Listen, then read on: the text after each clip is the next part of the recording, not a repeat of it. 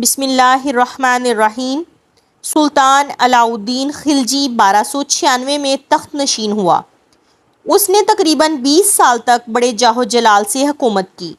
وہ بلا شبہ قرون وسطیٰ کا سب سے عظیم الشان بادشاہ ہو گزرا ہے۔ اس نے تقریباً تمام ہندوستان کو ایک سیاسی مرکز کے ماتحت کر دیا۔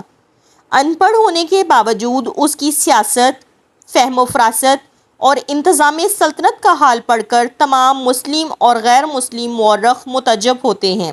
بادشاہ کے طریقہ کار نے ہندوستان کے عوام کی معیشت کی کایا پلٹ دی اور ایسا نظام رائج ہوا جس کی مثال پہلے کہیں موجود نہ تھی۔ یوں تو سلطان جلال الدین خلجی کے قتل کے بعد 1296 میں علاؤ الدین خلجی بادشاہ بن گیا، مگر فوری طور پر اس کو چند ایک سازشوں اور دہلی میں کچھ بغاوتوں سے دوچار ہونا پڑا۔ دہلی میں اور دہلی کے اندر مختلف سازشوں اور بغاوتوں نے سر اٹھایا۔ جب حالات زیادہ بگڑ گئے تو سلطان نے دہلی جانے کا ارادہ کیا۔ کہا جاتا ہے کہ اس نے مال غنیمت سے جو دیوگری سے اس کے ہاتھ لگا تھا ایک نئی فوج تیار کی اور امراء و عوام کو انعام و کرام دیتا ہوا دہلی کے قریب پہنچا۔ عوام اس کی زرپاشی کی بدولت یہ بھول گئے کہ اس نے اپنے شفیق چچا کے ساتھ کیسا احسان فراموشی کا سلوک کیا تھا۔ وہ اس کے استقبال کی تیاریوں میں کھو گئے۔ وہ زر و جواہر لٹاتا چلا آتا تھا۔ دہلی پہنچ کر علاؤ الدین کی دوبارہ تاج پوشی ہوئی۔ علاؤ الدین نے تسخیر قلوب کے لیے بعض امراء کو مال و دولت، مناصب اور زمینیں عطا کیں۔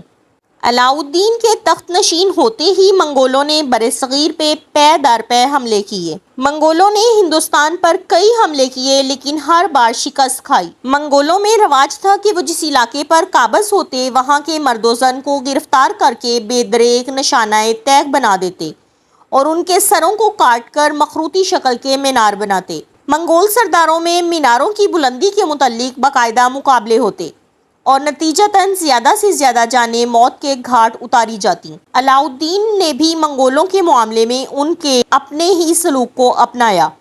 یہ خونخوار کیفر کردار کو پہنچ کر قلعہ مینار کی تعمیر کا موجب بنے۔ اس کے بعد منگولوں کے دلوں پر دہشت چھا گئی اور انہوں نے علاؤ الدین کے جیتے جی ہندوستان کا رخ نہ کیا۔ اس کے بعد مدت تک منگولوں نے برصغیر پر حملہ کرنے کا خیال تک بھی نہ کیا اور سلطان کو اپنی انتظامی حکمت عملی کی طرف پوری توجہ دینے کا موقع ملا۔ علاؤ الدین اولو العزم فاتح اور اعلیٰ جرنیل تھا۔ قدرت نے اسے عمدہ جرنیل بھی عطا کیے جن میں ظفر خان، غازی ملک، اُلغ خان، نصرت خان اور علب خان خاص طور پر قابل ذکر ہیں۔ بعد ازاں اسے ملک کافور جیسا اعلیٰ جرنیل ملا جس نے دکن میں فتوحات حاصل کیں۔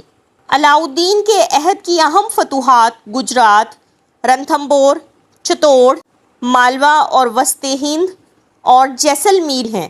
اس زمانے میں جبکہ آمد و رفت کا کوئی تسلی بخش سلسلہ نہ تھا، اتنی زبردست فتوحات ایک معجزے سے کم معلوم نہیں ہوتیں۔ علاؤ الدین کے دور میں بے شمار بغاوتوں نے سر اٹھایا لیکن علاؤ الدین نے ہر بغاوت کو کچل دیا۔ علاؤ الدین نے شراب بنانا، فروخت کرنا اور پینا جرم قرار دیا۔ سلطان اپنے ابتدائی عہد میں بہت شراب پیا کرتا تھا مگر اس کے حکم کے بعد ذاتی مثال قائم کرنے کے لیے اس نے اپنے ذخیرہ شراب اور مے خانہ ختم کر دیا۔ شراب بنانے اور پینے والوں کو اندھے کنویں میں قید کر دیا جاتا اور مجرموں کو سخت سزائیں دی جاتی۔ دوسری اصلاح کے لیے سلطان نے مخبروں اور جاسوسوں کی ایک بڑی جماعت اس کام پر مامور کی۔ یہ جماعت شہروں، بازاروں اور سرکاری دفاتر کی ہر کارروائی کی خبر سلطان تک پہنچاتی تھی۔ اس طرح امراء کی ہر حرکت کی سلطان کو اطلاع ہوتی رہتی تھی۔ تیسرے معاملے کے سلسلے میں علاؤ الدین نے حکم دیا کہ امراء ایک دوسرے کے گھر نہ جائیں، کسی محفل کے موقع پر جمع نہ ہوں اور شاہی اجازت کے بغیر آپس میں شادی بیاہ کے ذریعے رشتے قائم نہ کریں۔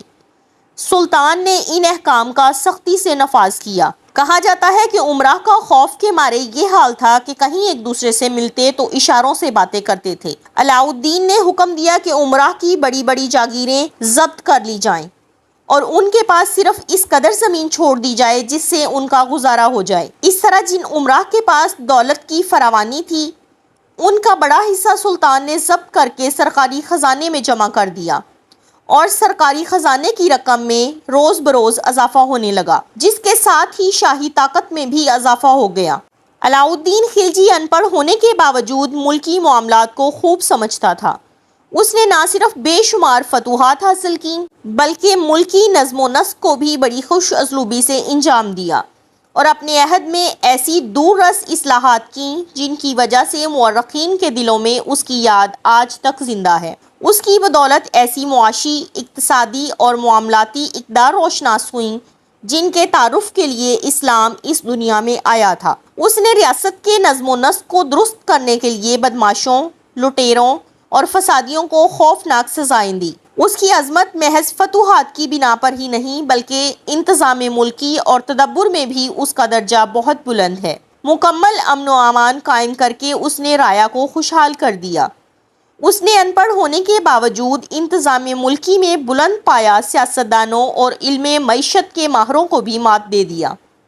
سلطان نے معمولی سے معمولی شے مثلاً جوتوں، گوشت، ترکاریوں اور سوئی تک کی قیمت بندی کر دی اور ان پر نگرانی رکھنے کے لیے ایک ناظر مقرر کیا۔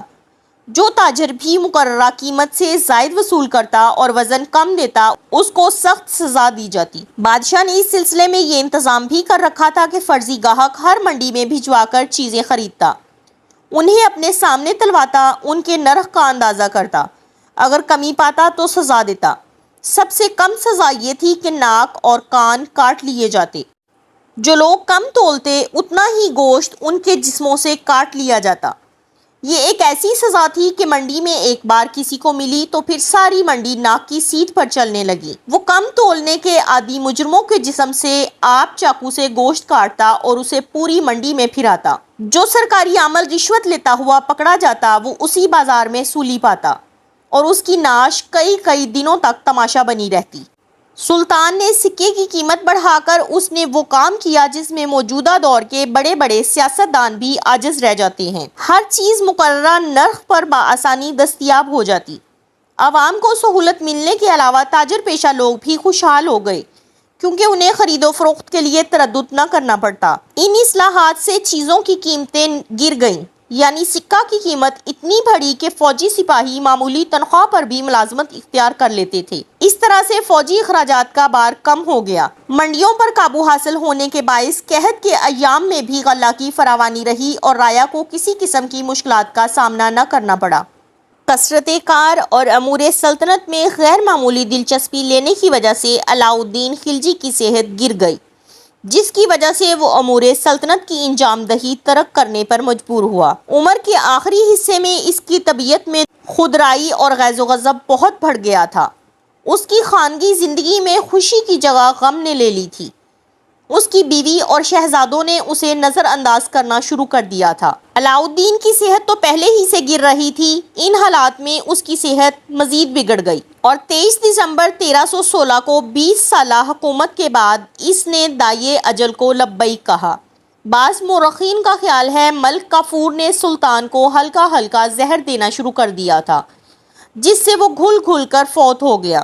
بلا شبہ علاؤالدین خلجی ایک زبردست منتظم اور قابل فرمانروا تھا اور اس کے کارنامے سنہری حروف میں لکھے جانے کے لائق ہیں۔